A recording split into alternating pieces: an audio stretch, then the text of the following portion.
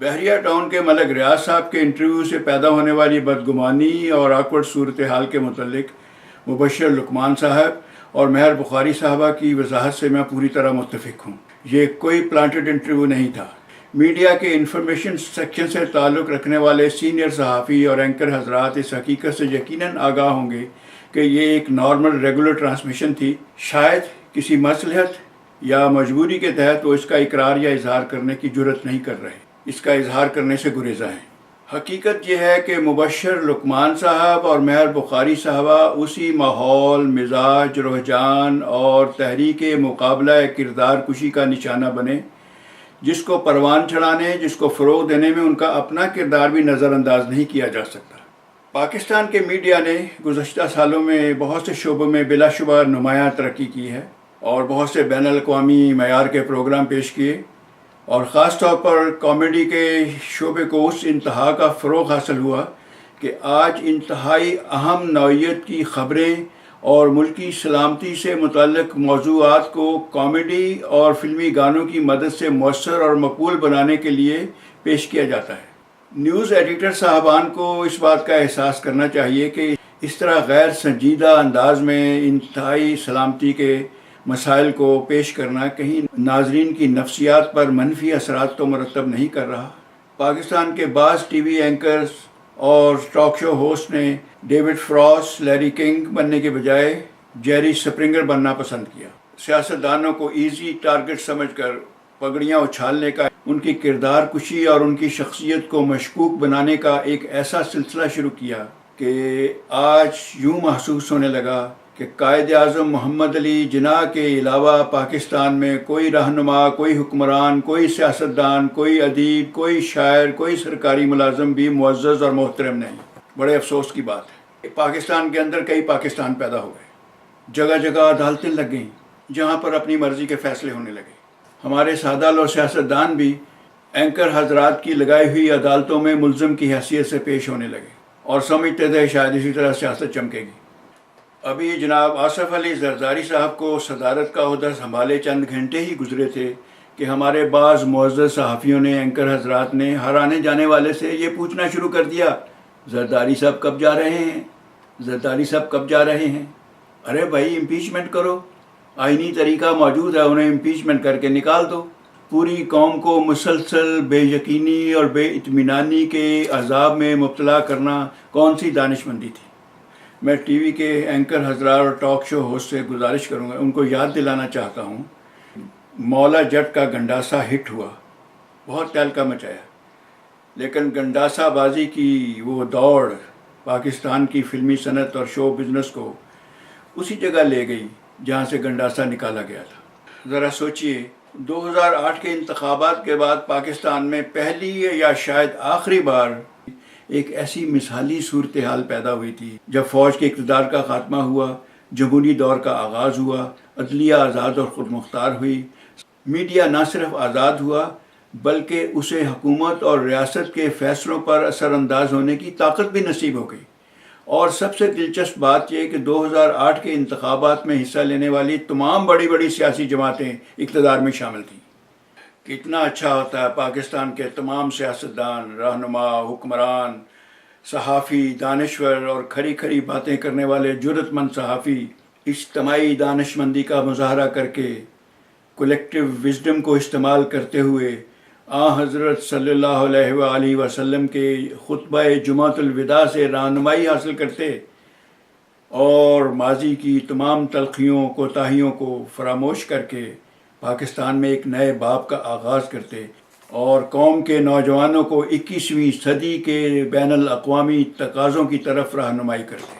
1947 سے 2008 تک کے تمام واقعات کو، تمام سیاسی، معاشی، معاشرتی، اقتصادی مسائل کا ذکر تاریخ دان پر چھوڑ دیتے۔ 1947 کے بعد مسلم لیگ کی کارکردگی کیا تھی؟ ریپبلکن پارٹی کے دور میں کتنے لکھ پتی پیدا ہوئے؟ ایوب خان کے دور میں کتنے کروڑ پتی خاندان پیدا ہوئے؟ پاکستان کی عظیم عدلیہ کے عظیم ججوں نے کون کون سے عظیم فیصلے کیے جس نے پاکستان کی عظمت میں اضافہ کیا؟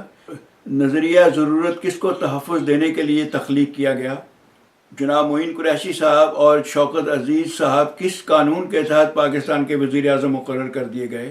بہتر تھا یہ تمام معاملات کسی تاریخ دان کے رحم و کرم پر چھوڑ دیے جاتے۔ میں نے ٹیلی ویژن پر دیکھا اکثر بڑے بڑے دانشور، بڑے بڑے سینئر معزز لوگ اس بات کی تکرار کرتے ہیں کس فوجی جرنیل نے کس سیاستدان کو جنم دیا۔ ارے بھائی یہ کیوں نہیں کہتے کہ کس سیاستدان نے فوجی جرنیل پیدا کیا؟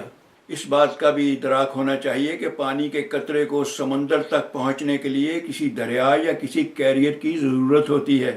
ایوب خان، یحییٰ خان، ضیاء الحق، مشرف اس دور کی زمینی حقیقت تھی۔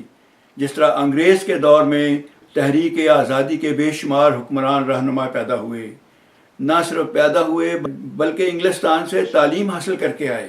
تو یہ ارتقاء کا عمل ہے، اس پر سوال کرنا، اعتراض کرنا بالکل نادانی اور حماقت ہے۔ اجتماعی دانش مندی اور کلیکٹیو وزڈم کا تقاضا تھا کہ جب NRO کے خلاف پیٹیشن فائل کی گئی تو عدلیہ کے فاضل ججوں کو وہ اپیل مسترد کر دینی چاہیے تھی، اور پاکستان کے ٹیلی ویژن پر دانشوروں کو، مبصرین کو، پر کھری کھری باتیں کرنے والے جرأت مند صحافیوں، شرکائے محفل کو، دانشوروں کو یہ بتلانا چاہیے تھا، قوم کو آگاہ کرنا چاہیے تھا کہ پاکستان بھی ایک طرح کے NRO سے ہی تخلیق ہوا تھا۔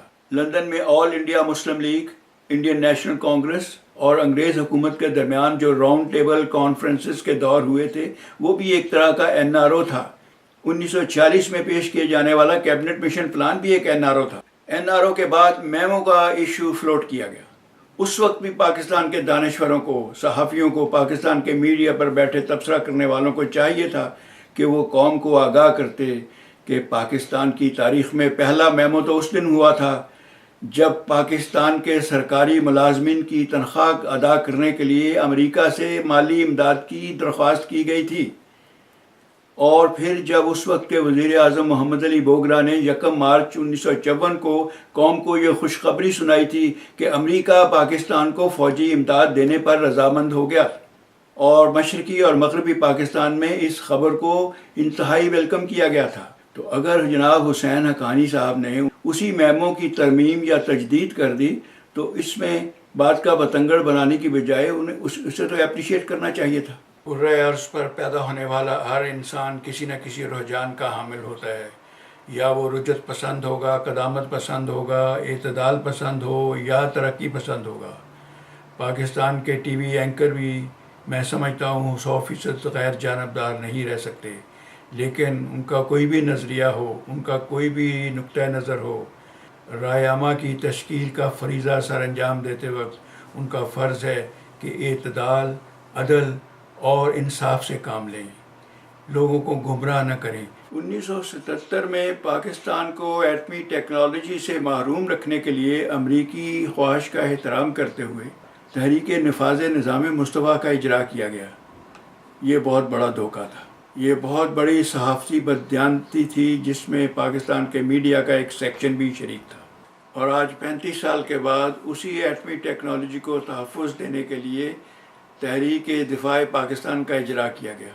بسوخت عقل ز حیرت کہ اینچ بول اجبیس، اور کوئی عجب نہیں، یہی مکتبہ فکر، یہی اسکول آف تھاٹ، ایسے ہی چہرے 35 سال کے بعد تحریک تجدید NRO، تحریک تحفظ میمو، تحریک تقویت نیٹو چلا رہے ہوں۔ بڑے دکھ کی بات ہے، بھارت کے ساتھ ہونے والی 3 جنگوں سے پاکستان کو اتنا نقصان نہیں ہوا جتنا کہ یہ 4 سالوں میں نان پروڈکٹیو ایشوز پر وقت ضائع کرنے سے ہوا۔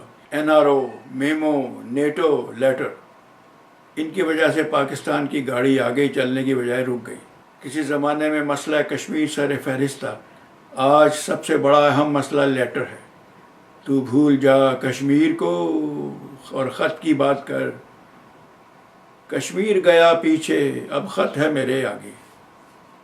بڑے دکھ کی بات ہے۔ مجھے خدشہ ہے کہ ہمارے دانشوروں، کھری کھری باتیں کرنے والے اینکر حضرات اور باجرأت صحافیوں نے، ارباب اختیار نے اب بھی قوم کو احساس محرومی واقفیت، احساس محرومی شناخت اور احساس محرومی اختیار کے سنڈروم میں مبتلا قوم کو کسی مثبت ڈائریکشن کی طرف رہنمائی نہ کی۔ آنے والا تاریخ دان لکھ دے گا اتحاد کیا، تنظیم کیا، ایمان ہے کیا چیز، اتحاد کیا، تنظیم کیا، ایمان ہے کیا چیز، قائد کے ہر پیغام کی جڑ مار کے رکھ دی۔ غالب کہاں وہ میر کہاں ہم نے یہاں پر، غالب کہاں وہ میر کہاں ہم نے یہاں پر، اقبال کے کلام کی جڑ مار کے رکھ دی۔ غیروں سے گلہ کیوں ہو جب کام ہے اپنوں کا، جاوید نے اکرام کی جڑ مار کے رکھ دی۔ اور اس ملک میں جس شخص کو جو کام بھی سونپا، اس ملک میں جس شخص کو جو کام بھی سونپا، اس شخص نے اس کام کی جڑ مار کے رکھ دی۔ کرپشن پہ ہمارا حق نہیں ہے، اوروں کا ہے۔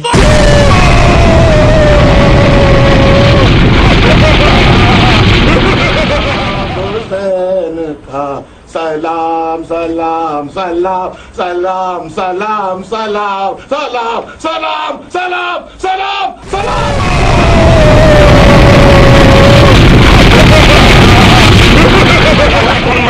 بنا ہوا نا تم، تمہاری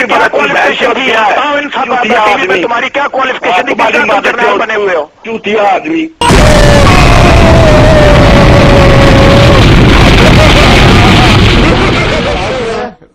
تمیز ہونی چاہیے۔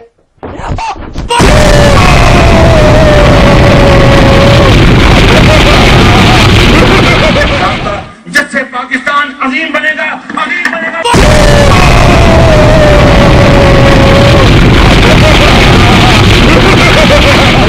جمیل صاحب، یوسف صاحب بہت کرتے ہو۔ لوگ ہیں، آپ کو پتا ہے what is the meaning of لوٹا؟ لوٹے کی ڈیفینیشن یہ ہے کہ لوٹا ہمیشہ گھومتا ہے۔ آپ کو میں بتا دیتی ہوں، یہ دیکھیں یہ لوٹا گھومے گا، یہ کبھی ادھر آئے گا کبھی ادھر آئے گا، کہ ان لوٹوں کو ہم نے اسمبلی میں ٹھا کرنا ہے۔ یہ لوٹے ٹھا ہوں گے اسمبلی میں، ان کی اوقات یہ دیکھیے۔